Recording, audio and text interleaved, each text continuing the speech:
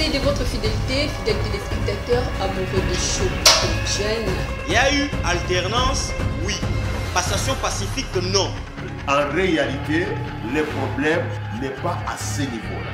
Les gens qui sont indépendants, ils sont jeunes, ceux qui sont la place de tout bazar na pesa na biso na bien que pour tout ça. La difficulté se trouve au niveau supérieur. Les jeunes sont vraiment difficilement éduqués. La propriété pour les femmes, c'est le droit de voir sa vie progresser. Si elle pouvait être interrompue. Passionné de vous informer, former, c'est notre devoir. Voilà pourquoi nous sommes là chez vous, chaud de jeunes. La jeunesse, c'est juste le futur de la République démocratique du Congo, le rôle de la jeunesse dans le développement de la RDC, c'est juste notre thématique de la soirée. Et pour essayer un peu de changer par rapport à cette thématique, nous avons l'honneur de recevoir sur ce plateau Roland Capsel. Donc c'est avec lui qu'on va juste échanger plutôt sur ce plateau. Il est au moins un jeune entrepreneur. Roland, bonjour et bienvenue à cette émission. Bonjour madame Elavé. Moi je te connais quand même, non? Non, on se connaît. Alors, il y a plusieurs personnes qui se posent des questions de savoir qui est Roland. Roland, je m'appelle Roland Mouya Capsel. Je suis politologue. Je suis aussi entrepreneur. Politologue, entrepreneur. Ouais. Roland Capsel. Tu sais que nous là, nous sommes au Congo. Hein? Alors toi, tu es jeune. Les Capsel là, apparemment, tu es congolais? Ouais, je suis congolais. D'origine congolaise, de père et de mère. Ouais, de père et de mère, je suis congolais. Donc je suis 50% Moulouba, 50% de Congo central. Et les S là, ça vient d'où? Je suis né, je l'ai Les S trouvé apostrophes, ce sont des noms rares, hein, Roland. Je suis né, je l'ai trouvé comme ça. Alors, je ne peux pas changer. Je suis en train de subir ce que j'ai trouvé. Donc, voilà. Tu subis ce que tu as trouvé. Ouais. Alors demain aussi, il faut accepter de subir quand tu seras à la tête de la République démocratique du Congo. Hein. Qu'on me dise que je ne suis pas congolais de père et de mère. Non, je vais subir parce que je vais défendre, c'est comme ça. Merci beaucoup, c'était juste une curiosité de ton nom avant d'entrer même dans les profondeurs de notre émission. Le rôle de la jeunesse dans le développement de la République démocratique du Congo, Roland, c'est notre thématique au moins de la soirée plutôt. Quel regard portez-vous au moins sur la jeunesse congolaise, Roland? Mon égard vis-à-vis de la jeunesse congolaise, ça fait mal de voir tout ce qui se passe dans la jeunesse. Ça fait mal de voir tout ce qui se passe dans la jeunesse. Mais on n'a pas le choix parce que moi je me dis toujours que la jeunesse elle est abandonnée sur son propre sort. Comment ça? Comment ça? Je vais m'expliquer.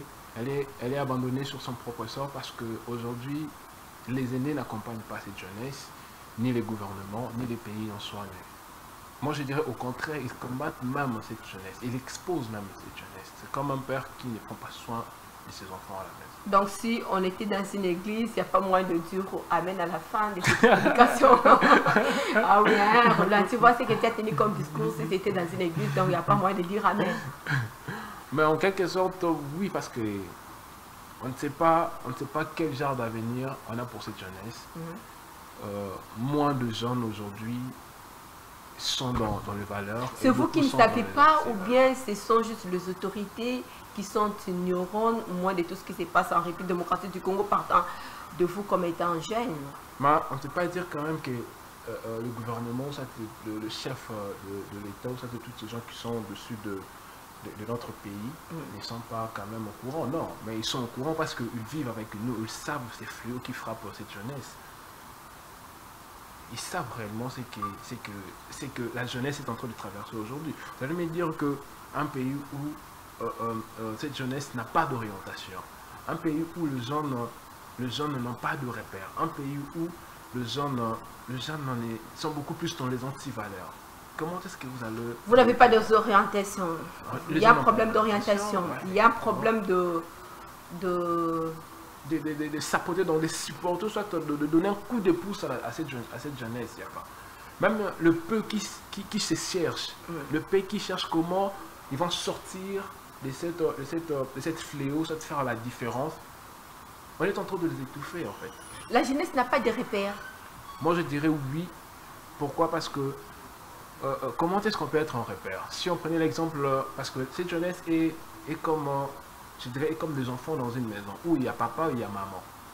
Comment est-ce qu'un enfant, un homme, je pourrais dire moi, je pourrais avoir mon père comme repère? Si seulement si c'est que j'attends de mon père et c'est qu'il est en train de faire pour moi. Si seulement si mon père est en train d'assumer c'est qui sont ses responsabilités. Et c'est par après que mon père va m'obliger à faire aussi ce qui est mon devoir. Je ne sais pas, c'est dans le civisme qu'on a appris le devoir de père, le machin et toutes ces choses-là. Je ne sais pas si vous comprenez. Mais alors, parce qu'aujourd'hui, pour se référer moi à quelqu'un, il faut s'adhérer par rapport à sa vision aussi, aimer ses talents, ses œuvres, ainsi de suite. Lorsque vous essayez un peu de nier que la jeunesse congolaise n'a pas au moins de repères, quelle est la vision alors de la jeunesse congolaise? Non, je vais essayer de me faire comprendre sur ce point. Je n'ai pas dit que si la jeunesse congolaise n'a pas de vision, qui n'a pas de repères, il n'y a pas de gens qui ont fait mieux que les gens. Il n'y a pas de gens qui ont mieux quand même faire des choses aujourd'hui que les jeunes paient leur suivre. Non, mais ils sont minoritaires, c'est qu'ils font bien des choses. Alors la jeunesse est tellement immense. Je parle de la jeunesse, je ne sais pas si vous le prenez par rapport à l'état d'esprit ou bien par rapport à l'âge. Moi je parle d'abord de la jeunesse du côté âge. Non, moi je suis du côté de l'état d'esprit parce qu'il y a un vieux qui te dira que la jeunesse ce n'est pas l'âge, c'est juste un état d'esprit. C'est pour dire vrai. Là c'est comme un niveau yako, hein. Et comme il a monté ça les forts, il m'a incarné l'état d'esprit à la jeunesse. Mais je parle quand on parle de la jeunesse, on ne voit pas l'état d'esprit premièrement. On voit d'abord l'âge. Vous voyez l'âge. Ouais, mais l'âge, de toute façon, à ce niveau-là, l'âge devient comme étant un frein pour vous, pour votre décollage, pour votre développement. Oui, parce que imagine quelqu'un qui a 60 ans qui a l'état d'esprit jeune. Vous pensez vraiment qu'il peut encore vivre 30 ans et puis il sera capable de faire ce qu'un jeune de 20 ans est capable de faire? Peu importe, vous possédez cet état d'esprit jeune.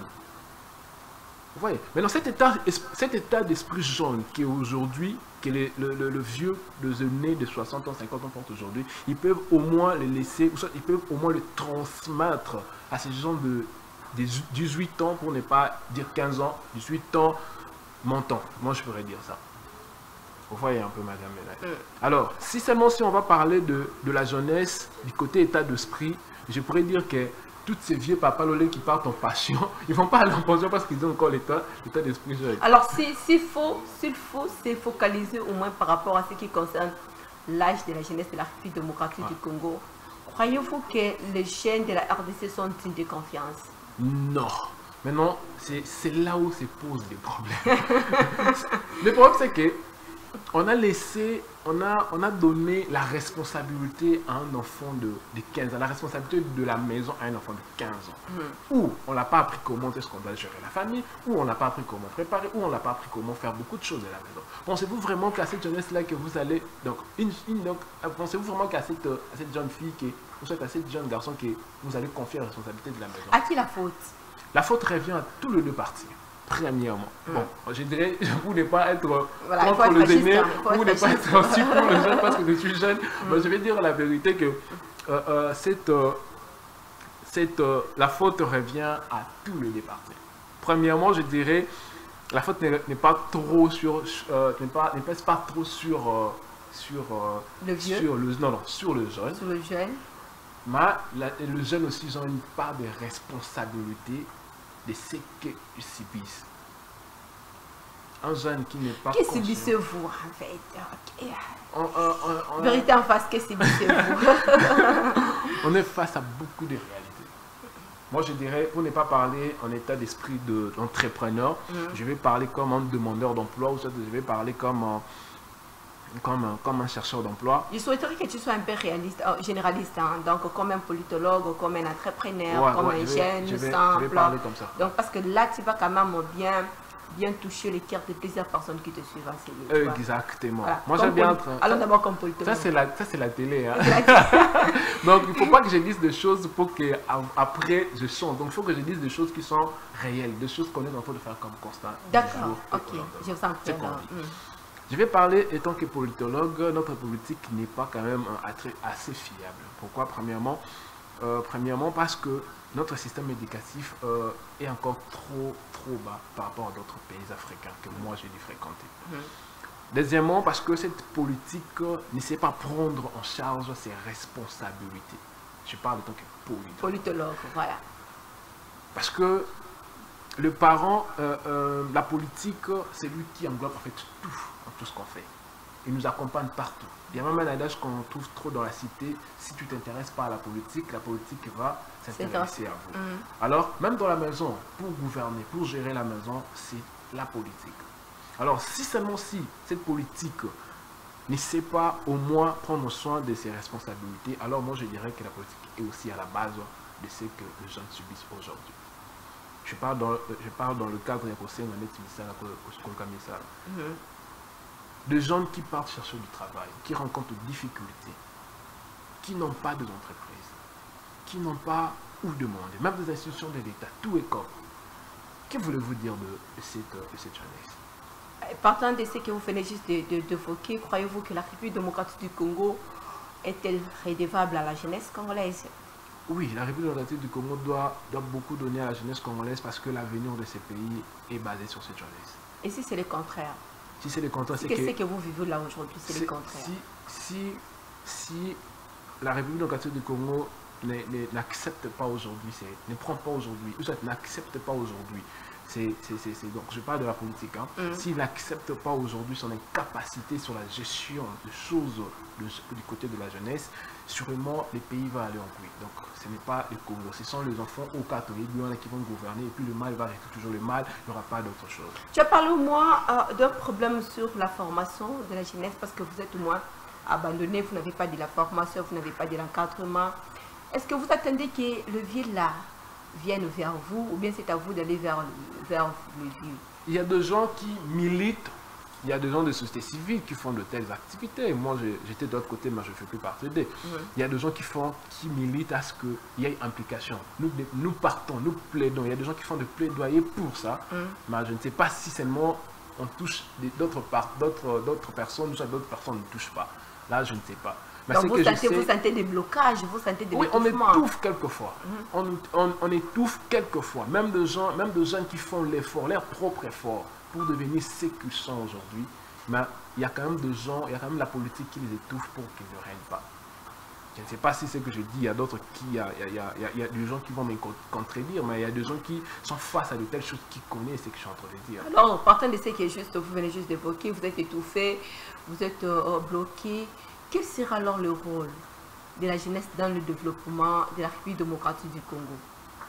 Avant de parler du rôle de la jeunesse, moi je vais demander à ce que les jeunes eux-mêmes prennent conscience qu'ils sont abandonnés. Donc tu sais, oui, déjà, il y a la charge à vie là. Non, là on va y arriver.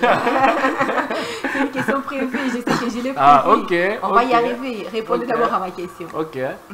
Le rôle de la jeunesse, c'est que les jeunes qui ont cette prise de conscience de travailler, de militer, de ne pas laisser les bras, de ne pas baisser plutôt les bras, de rester concentrés afin qu'ils amènent leur apport, qu'ils amènent la pierre dans l'édifice, afin qu'ensemble nous puissions agir pour le changement de notre pays. Donc voilà, ce que moi je dirais c'est ça. Donc nous avons un grand rôle où nous devons s'unir ensemble, nous devons se mettre en commun accord pour essayer de militer jusqu'à ce que nous puissions amener les bonnes émergences pour notre beau pays.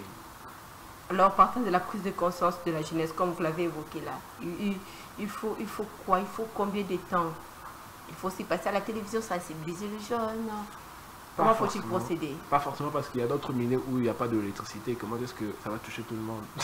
Et ça demande ce qu'on appelle le marketing réactionnel, de bouche à l'oreille, descendre dans le milieu où un peu reculé, où ils n'ont pas d'électricité, essayer de battre campagne. Moi, j'ai déjà eu à faire plusieurs fois. J'anime mes activités, mes conférences dans le milieu où peut-être ils n'ont pas d'électricité. Moi, je le fais plusieurs fois. Je sensibilise, j'instruis des jeunes sur l'entrepreneuriat, sur la leadership, sur la gestion financière et je dirais même sur la planification de leur vie. Alors, vous êtes un peu partout de toute façon. Là, vous avez quand même de la matière à donner. Quels sont les vrais problèmes de la jeunesse actuellement? Moi, je dirais que c'est aussi un problème de l'éducation. L'éducation. Ouais. La jeunesse n'est... Nous-mêmes, les jeunes, nous ne voulons pas apprendre. Nous n'avons pas les habitudes de lire, premièrement, nous sommes un peu trop basés plus dans les distractions. C'est ça aussi qui cause notre échec, parce qu'il y a aussi des aînés qui veulent accompagner des jeunes, mais ils veulent voir quel type de jeunes que vous êtes. Vous ne courez pas derrière l'argent, par exemple, ou soit vous êtes vraiment déterminé à apporter votre part au développement. Il y a aussi d'autres qui ont commencé loyaux comme nous autres, honnêtes, francs, qui prennent tout ce qui est déloyauté, mais après quand ils atteignent l'ascension qu'ils veulent, c'est du gâchis à l'intérieur. Donc ça fait aussi très mal. Alors ils ne savent pas par où faire confiance, par qui on doit accompagner. Alors moi je demanderais aux jeunes d'être au moins focus et de continuer, de ne pas au moins changer des positions, soit changer d'allure à cause de l'argent ou à cause de quoi que ce soit qui peut arriver. De rester objectif.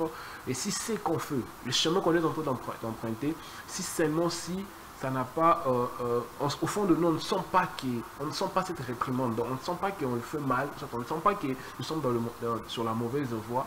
Alors je demanderai aux gens qui militent, qui prennent sur le développement et l'émergence de Congo, de continuer à agir pour le changement. Alors comme c'est l'éducation qui pose problème, quel avenir pour la jeunesse congolaise? Nous, on espère quand on sera à la prise de décision. on va essayer. Là, c'est des préférences. Faut-il le faire aujourd'hui? Faut pas attendre que demain vous soyez moi la gestion des choses publiques pour le faire. On le fait. Dans ma structure, déjà, je suis en train de créer une branche qui sera Fondation Mouya, qui sera là que pour donner des formations, pour instruire des jeunes à la leadership transformationnel, et puis à la gestion financière. Nous avons aussi un sérieux problème. Nous mangeons en fait tout ce que nous gagnons. Le problème, c'est que nous sommes aussi faibles sur le plan intellectuel. On ne veut pas s'instruire. Aujourd'hui, apparemment, c'est tout le monde qui fait les bleus blancs, cette l'école, parce que c'est comme ça, c'est une loi qu'on a trouvée dans la vie. Un peu. Et pourtant, il faut qu'on change notre perspective de voir les choses. On doit changer notre façon de conceptionner les choses. Vous avez eu la chance de voyager aussi, de vivre aussi à l'extérieur de la République démocratique du Congo. S'il faut faire une étude comparative de la jeunesse de là que vous venez au moins et de notre jeunesse ici, les vrais problèmes, hormis l'éducation, ça se trouve où? Non. Ça va faire là, ça va demander qu'on rencontre un peu l'histoire. Ah oui, de toute façon, non, même à quelques secondes seulement. Moi, je dirais l'expérience le début de notre indépendance a été du gâchis. Moi, je dirais ce qui est vrai. Vous allez me pardonner toutes les gens que je vais offenser par rapport à mes propos. Mais ce que je dis n'engage que moi parce que je suis un libre penseur. Je suis libre de penser ce que je suis en train de penser. Moi, je dirais le début de notre indépendance était du gâchis. Pourquoi du gâchis? Parce que il fallait, quand on a eu l'indépendance, il fallait garder au moins les gens qui nous ont colonisés. Ça part de là. Vous voyez un peu. Donc ça part de ces côtés-là.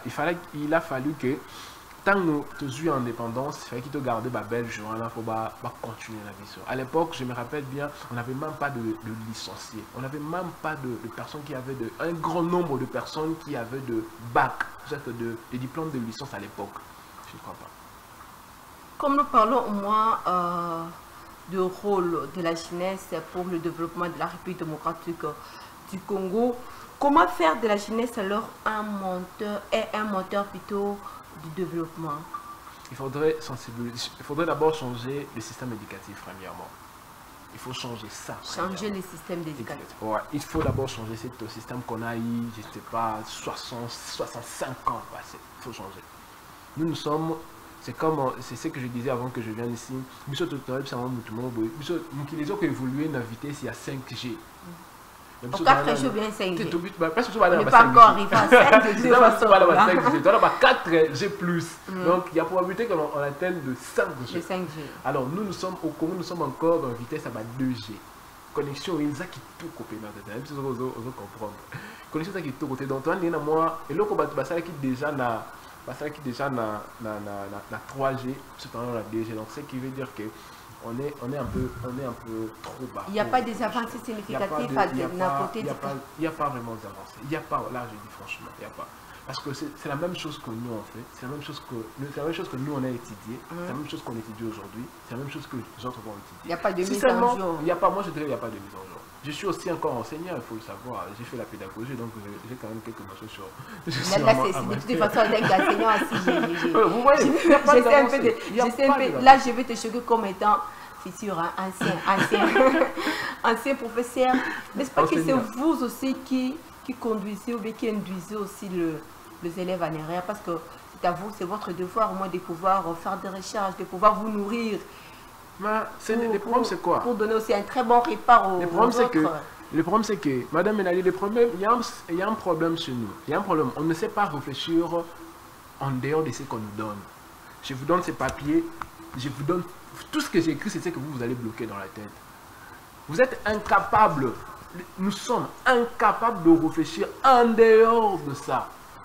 Est-ce que vous pensez vraiment que ça, c'est un très normal? Partant de ça, ça ne sert pas de critiquer au moins le système éducatif. Non, on critique le système éducatif. Pourquoi on va critiquer le système éducatif? Parce qu'aujourd'hui, on ne peut pas apprendre la leadership.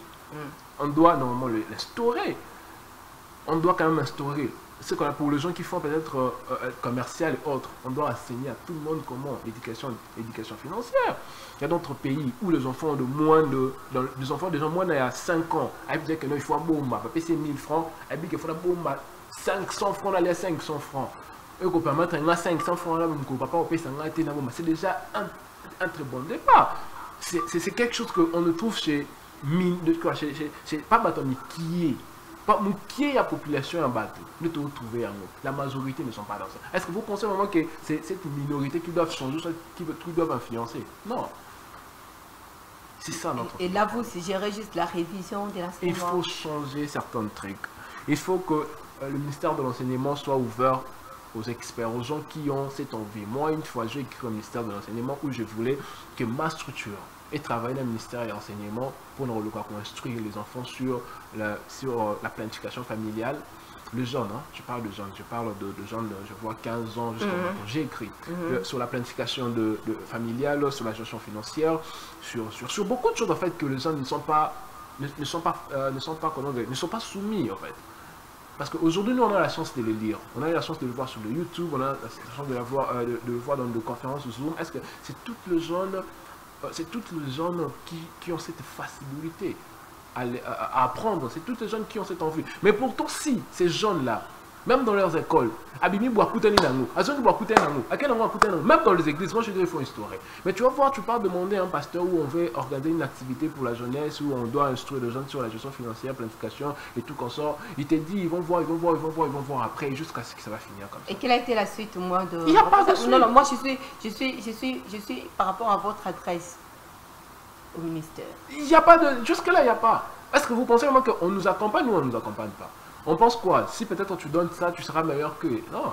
Est-ce que pour accepter que l'autre est meilleur eux, est-ce que il faut seulement que tu les touffes ou bien il faut seulement ne pas lui donner l'opportunité? Non, il faut un peu ce que les gens rencontrent. Je ne suis pas seul, il y a beaucoup de gens qui vont me suivre à la télé, ils vont dire qu'ils ont rencontré les mêmes problèmes. Le ministère de l'entrepreneuriat qu'on a fait, combien de subventions ils sont déjà donnés aux jeunes? Peut-être de jeunes qui pas au bango baébi.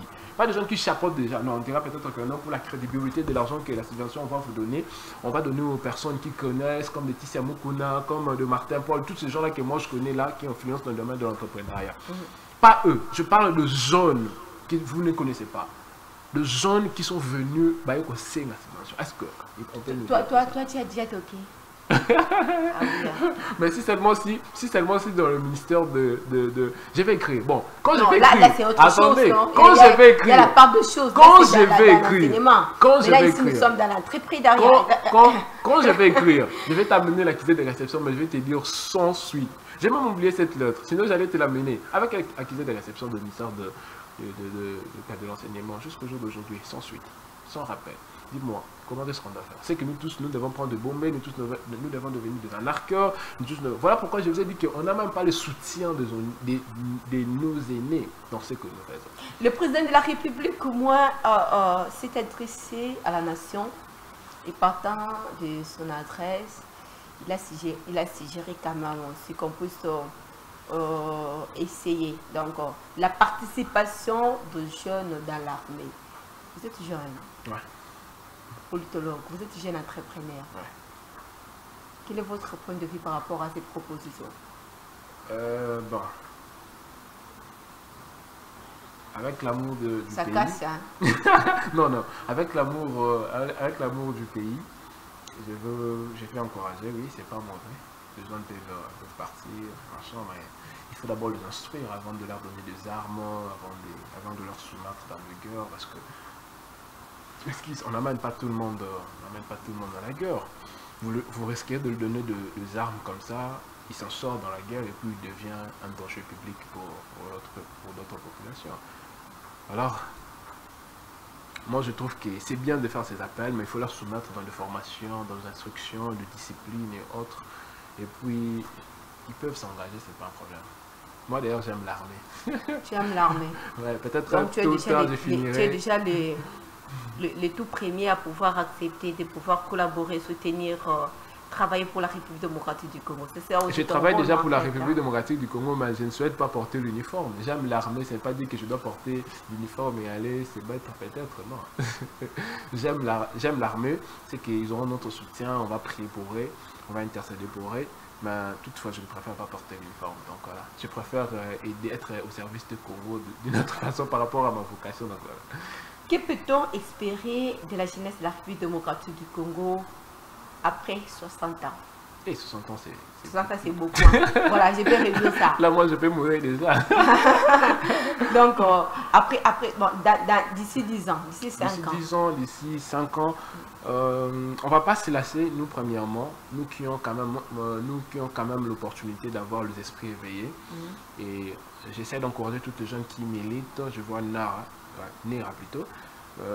Nous militons pour le changement, nous militons pour le développement. On ne va pas se lasser de continuer à instruire et à transmettre de bonnes valeurs. Quand on dit on est porteur de bonnes valeurs, ce n'est pas dire qu'on est parfait, non. Les bonnes valeurs sont juste beaucoup qui est les anti-valeurs. On va essayer de faire de notre mieux pour essayer de donner le meilleur de nous. Alors on attend à ce que, parce que ça ne va pas changer en un clin d'œil, donc c'est le travail acharné qui doit suivre derrière ce changement. Alors on va s'engager à travailler jusqu'à ce que dans 5 ans, 10 ans, qu'on ait le meilleur de nous. Et on va influencer, je suis 2023, dans peu de jours, dans peu de mois, disons dans un mois, 2023. Les élections aussi s'approchent, ça pointe à l'horizon. Serez-vous futur candidat aux élections de 2023? Non, là je préfère mes terres. De la politique, je préfère mes terres. Comment ça? De la politique, je préfère mes terres. Je préfère surprendre. C'est partie aussi de votre rôle pour le développement de la République démocratique du Congo. Je préfère surprendre les gens. Alors, si ça dépendrait de notre implication dans le développement du Congo, je ne crois pas seulement que je devrais postuler. Non, je ne crois pas. Mais il est probable que je postule. Ouais. Il est probable que je sois candidat. Mais je ne préfère pas me dévoiler maintenant. Ça va se savoir. Dans les jours à venir. On nous signale que ça nous reste moins de 10 minutes pour boucler avec cette émission. Roland, le rôle de la jeunesse dans le développement de la République démocratique du Congo. Par où faut-il redresser les fronts? Par où? Par où?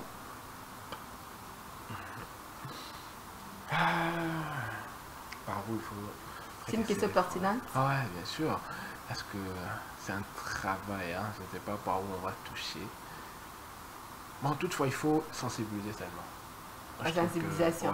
Vous l'avez déjà fait. Nous, là, nous le faisons. De toutes les façons, nous, là, nous le faisons. Moi, de toutes les façons, je le fais. Chaque samedi, je suis avec le jeune. Ça ne touche pas quand même à toutes les sujets. Je venais de dire tout à l'heure que ce n'est pas partout qu'il y a la télé. Non. Ce n'est pas partout qu'il y a de l'électricité. Non. Vous voyez? Donc il faut changer, il faut améliorer notre sensibilisation. Il faut organiser. Il faut comment, de quelle manière? Proposons-nous alors. S'organiser, il faut animer des séminaires par exemple. Il faut commencer d'abord avec ce qu'on est capable de gérer. On ne peut pas prendre toutes les coulous là, non. On va d'abord dans les écoles, là où il y a trop de rassemblements de jeunes. On va dans les écoles, là où il y a trop de rassemblements de jeunes. On va dans les églises, là où il y a trop de rassemblements de jeunes. On va dans les associations de jeunes. Pourquoi pas les Koulouna alors? Pourquoi avez-vous isolé les Koulouna? On ne les isole pas. On essaie comment dirais-je, d'attaquer la place où on sera un peu mieux compris pour l'instant, que là où ça peut nous prendre du temps. À l'école, je dis, qui sont encore d'abord à bas cours, il y a changement de mentalité. L'autre fois, j'ai regardé, je ferai une parenthèse, je suivis à la télé. J'ai regardé dans la télé ou bien sur Instagram, quelque chose comme ça, où de jeunes sous la pluie. Ma maman mikolo, ma bimina ba poubelle na ba kata bandako. Ba ye na mo ba boaki yango libanda. Na se ambula. Tant on boule kokene, il y a pas mo be kokanga, ko ça ne ça certain nani. Est-ce qu'il faudrait-il enseigner à cette maman que koboaka bongo eza mabe to il fallait qu'on enseigne non mwana na emona no akenda ranchi akenda classe que il faut pas jeter les ordures dehors, tu vois, ça fait ceci, ça fait cela, ça abîme et puis machin et tout comme ça. Et c'est alors que cet enfant là tant on mona maman bongo kablo voilà. Alors interpellé ta maman là bango. Maman koyo kata soni voilà. Nous sommes arrivés au mois à la fin de cette émission. Papa William nous a signalé que c'est déjà la fin de cette émission. Roland, que demandez-vous juste à la jeunesse congolaise partant de ces sujets? Je demande à la jeunesse congolaise de savoir que l'avenir de ce pays nous appartient. Je suis là, c'est un slogan, on le sait déjà. L'avenir de cette jeunesse, l'avenir de ce pays nous appartient. C'est nous qui vont assurer la survie de, de ces pays plutôt. Alors, il ne faut jamais abandonner, il faut jamais se nourrir de désespoir. Il faut garder la tête haute. Il faut être un bon leader. Il faut être grand. Il faut rêver grand, petit que vous soyez. Malgré la petitesse, malgré modeste peu que vous êtes aujourd'hui, mais il faut rêver grand. Et alors, il faut continuer les combats. Alors, si c'est que nous désirons est loyal et honnête, on va continuer jusqu'à la fin. Nous vous disons merci d'être là ce soir. Merci. Et je vous en prie. Merci beaucoup. Nous sommes arrivés au mois à la fin de cette émission. Aujourd'hui, nous avons eu l'opportunité d'échanger avec Roland sur le rôle de la jeunesse dans le développement de la République démocratique du Congo. Merci de nous avoir suivis. Portez-vous bien. On se retrouve le lundi à 15h30 pour la rediffusion de cette émission. Bon week-end chez vous. Bon suite des programmes sur nos antennes. Au revoir.